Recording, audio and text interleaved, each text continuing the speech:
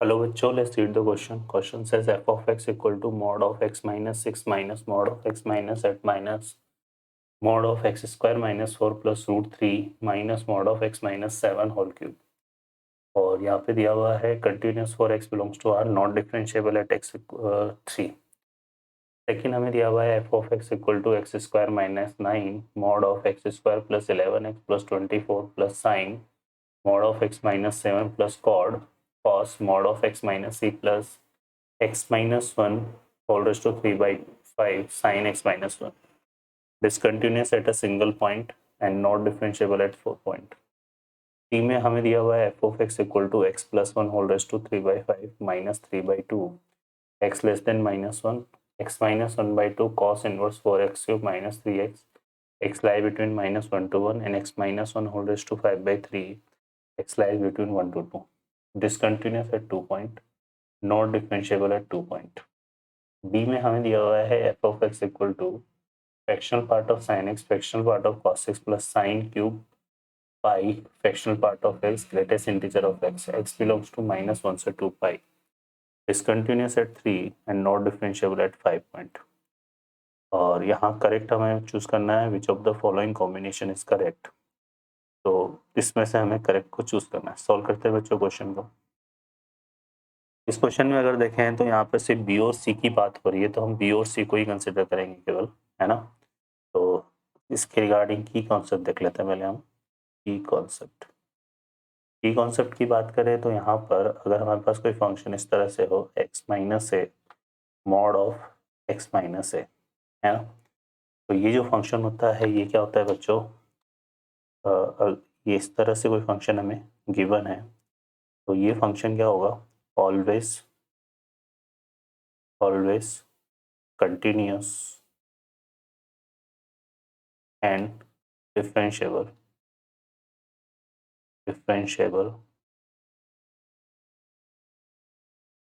Eight x equal to a. ठीक है ना. x इक्वल टू ए पे ऑलवेज क्या होगा, कंटिन्यूस और डिफरेंशिएबल होगा. अब हम बात कर रहे हैं इसमें यहाँ पर फर्दर एक हम बात करें यहाँ पर मॉड ऑफ x माइनस ए. ये जो अगर इस तरह का कोई फंक्शन दे रखा है तो ये क्या होता है बच्चों, नॉन डिफरेंशिएबल होता है. Non differentiable at x equal to a. ठीक है. सॉल्व करते हैं क्वेश्चन को. इस क्वेश्चन में देखिए हमें यहाँ पे क्या गिवन है, बी पार्ट में जो हम कंसिडर कर रहे हैं तो बी पार्ट में हमें गिवन है f of x equal to x square minus 9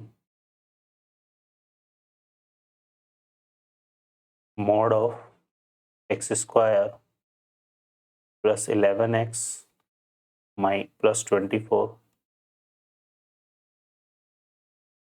और plus sine mod of x minus 7 plus cos mod of x minus e and plus x minus 1 whole raise to 3 by 5 sine x minus 1. ठीक है. ये हमारे पास है. अब इस function के regarding हमें इसके सबसे पहले कंटिन्यूटी की बात करनी है. तो ये पूरे फंक्शन को अगर हम ऑब्जर्व करें तो इसमें मॉडुलस फंक्शन है और मॉड फंक्शन क्या होता है, ऑलवेज कंटिन्यूस होता है for x belong to r. तो यहाँ से क्लियरली डिफाइन हम बोल सकते हैं कि ये जो एफ ऑफ एक्स फंक्शन है, of x is continuous for all x belongs to r, है ना. रीजन यहाँ पर मेंशन कर देता हूँ कि जो मॉडुलस फंक्शन होता है mod of x is continuous for all x belongs to r. ठीक है. ये होता है. अब यहाँ पर अगर देखें तो इस एफ ऑफ एक्स को हम किस तरह से राइट कर सकते हैं, ये एक्स स्क्वायर माइनस 9 के फैक्टर करें तो ये एक्स प्लस 3 हो जाएगा, ये एक्स माइनस 3 हो जाएगा. ठीक है. और इसका 8×3 = 24 होता है तो यहाँ पे एक्स प्लस 3 और एक्स प्लस 8 ये आ जाएगा. ठीक है.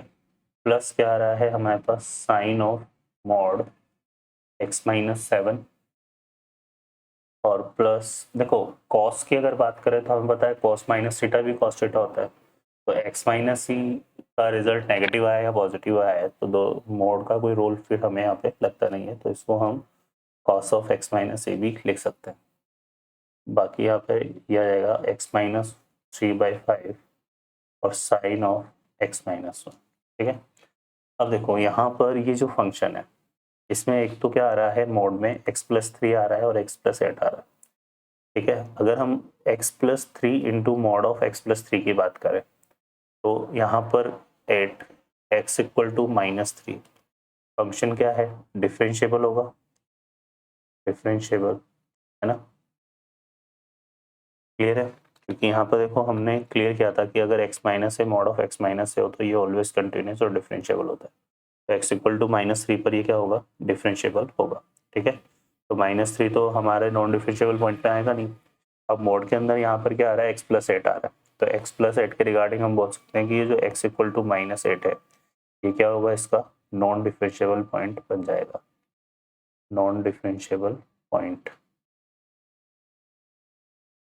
ठीक है, साइन की बात करें तो जब लेस देन 7 लेंगे तो ये नेगेटिव होगा और ग्रेटर देन 7 लेंगे तो पॉजिटिव होगा, तो ऑब्वियस है कि इसके ग्राफ पर जहाँ 7 होगा वहाँ पर एक शार्प कॉर्नर मिलेगा, है ना, तो x इक्वल टू 7 भी क्या है, इसका नॉन डिफरेंशिएबल पॉइंट है, नॉन डिफरेंशिएबल पॉइंट है।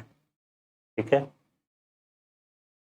अब आते हैं इस वाले पर, तो ये x-1 whole raise to 3/5 sign x-1 की अगर हम बात करें, ठीक है ना, तो इसमें देखो दो चीज़ें हैं, जब हम इसको डिफरेंशिएट करेंगे तो यहाँ पर देखो अगर हम इसको ले लेते हैं, इसको अगर हम डिफाइन करें सिर्फ और सिर्फ इसकी बात कर लेते हैं, इसको h ऑफ x की फॉर्म में ले लेते हैं, तो अगर हमने यहाँ पे इसको अगर हम डिफाइन करें केवल x-1 whole raise to 3/5 sign x-1, तो जब हम इसको डिफरेंशिएट करेंगे तो क्या होगा, एक तो साइन का डिफरेंशिएशन होगा तो वो कॉस हो जाएगा, कॉस ऑफ x-1 आ जाएगा into x-1 whole raise to 3/5, और फिर जब हम इसको करेंगे तो ये आएगा हमारे पास 3/5 x-1 होल रेज़ टू 3/5 -1 जो कि कितना हो जाएगा -2/5, और यहाँ पे क्या आएगा साइन x-1। अब अगर हम एट बात करें x इक्वल टू 1, ठीक है ना, तो अगर अब आप देखोगे यहाँ पे तो 1 के रिगार्डिंग क्या होगा कि यहाँ पुट करेंगे तो ये 0 हो रहा है ना, और साइन 1 माइनस साइन 0 0 होता है, तो ये वाला भी 0 हो जाएगा और ये वाला भी 0 हो जाएगा, यहाँ 1 माइनस 1 की वजह से 0 हो जाएगा और यहाँ साइन की वजह से 0 हो जाएगा, तो इसका मतलब ये 0 हो रहा है, तो x इक्वल टू 1 जो है इसका क्या है, डिफरेंशियल x इक्वल टू 1 पर, है ना, तो हम ये बोल सकते हैं कि ये जो h ऑफ x है ना ये क्या है, डिफरेंशिएबल है at x equal to 1, differentiable है क्या एट x इक्वल टू 1, तो इसमें मतलब यहाँ पे 1 हमारा नॉन डिफरेंशिएबल पॉइंट नहीं आएगा। ठीक है, तो नॉन डिफरेंशिएबल पॉइंट हमारे यहाँ पर सिर्फ और सिर्फ कितने हैं, 2 पॉइंट ऐसे हैं जहाँ पर फंक्शन क्या है, नॉन डिफरेंशिएबल है, तो इस वजह से इसके रिगार्डिंग देखें तो पॉइंट डिसकंटिन्यूअस है ऑलवेज, नॉन डिफरेंशिएबल है, तो बी के रिगार्डिंग हमारा रिजल्ट क्या बन रहा है, फर्स्ट आ रहा है कंटिन्यूअस और 2 पॉइंट पर नॉन डिफरेंशिएबल है, तो बी के साथ फर्स्ट और आर मैच कर रहे हैं, तो फर्स्ट और आर यहाँ डी पे आ रहा है, तो डी तो एक ये करेक्ट मैच हो रहा है। सी को चेक कर लेते हैं एक बार कि सी के साथ क्या कहानी है ना, अब सी को अगर हम ऑब्जर्व करें, देखो यहाँ पर सी के साथ ये क्या बोल रहा है, फर्स्ट बोल रहा है continuous for all x belongs to r, लेकिन ये जो अगर फंक्शन को देखो तो ये जो सी फंक्शन है ना ये हमारा यहाँ पर एफ ऑफ एक्स जो है वो डिफाइन हो रहा है x बिलोंग्स टू 1 से 2 में, ओपन इंटरवल 1 से 2 में, है ना, तो इसको फिर हम x बिलोंग्स टू 1 से 2 में डिफाइन हो रहा है, तो continuous for x belongs to r तो हम इसको बोल ही नहीं सकते क्योंकि ये तो सिर्फ और सिर्फ 1 से लेकर 2 तक डिफाइन हो रहा है ना, अगर यहाँ ऐसा लिखा होता है x ग्रेटर देन 1, ठीक है, तो फिर हम r के लिए इसको कंसिडर करते, पर ये सिर्फ और सिर्फ x बिलोंग्स टू 1 से 2 के लिए डिफाइन हो रहा है, इसको continuous for x belongs to r तो हम बोल ही नहीं सकते, तो इसका मतलब सी के रिगार्डिंग तो ये मैच करेक्ट हो गया और बी के साथ ये मैच हो रहा है और ये दो हमारे आएंगे नहीं, है ना बच्चों, तो इस क्वेश्चन का जो करेक्ट आंसर है वो हमारा कौन सा ऑप्शन बन रहा है, डी ऑप्शन। ओके बच्चों, इस तरह से प्रॉब्लम सॉल्व होगी। I hope you understand well. Best of luck. Thank you.